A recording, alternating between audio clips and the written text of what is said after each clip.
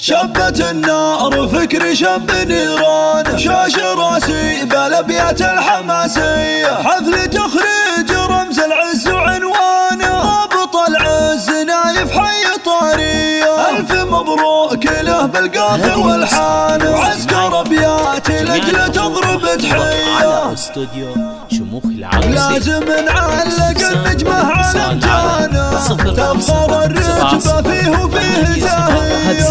ينفض بها مقام العز وشيخانه، افخر بشبلكم فهد وطارية، فالحرس الوطني حاز الاخانه، حازه بعزمه وفعول البطولية، الشجاعة اللي حاز المجد برهانه، لا وقف يحتمل وقفاته والهية، هذا ذخر الوطن ودينه وإيمانه، درع وسلاح لبلاده السعودية، نسل شيخ كريم وعالي شانه، هذا ناصر ناره بالكرم حيه، من سلايل رجال العز وسيسانه، الفغم عجوة الطلات والهية، يحتمل ما قفول اثار دخانه، اهل سطوه وشجاعه غير عاديه، والخوال هم مقام المجد واركانه، لابت الحربي الروس الكباريه، والختم نطلب المعبود سبحانه،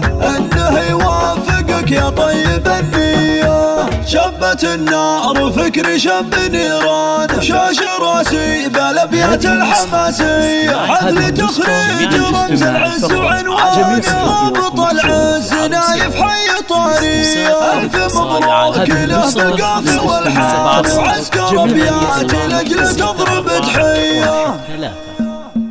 لازم نعلق النجمة على امتانه، تفخر الرتبة فيه وفيه زاهية، يلفظم يا مقام العز وشيخانه، افخر بشبلكم فهد وطارية، فالحرس الوطني حاز الاخانه، حازه بعزمه وفعول البطولية، الشجاعة اللي حاز المجد برهانه، لا وقف يحتمل وقفاته والهية، هذا ذخر الوطن ودينه وإيمانه، درع وسلاح لبلاده السعودية، نسل شيخ كريم وعالي شانه، هذا ناصر ناره بالكرم حيه، من سلايل رجال العز وسيسانه، الفغم عجوة الطلات والهية، يحتمل ما قفول اثار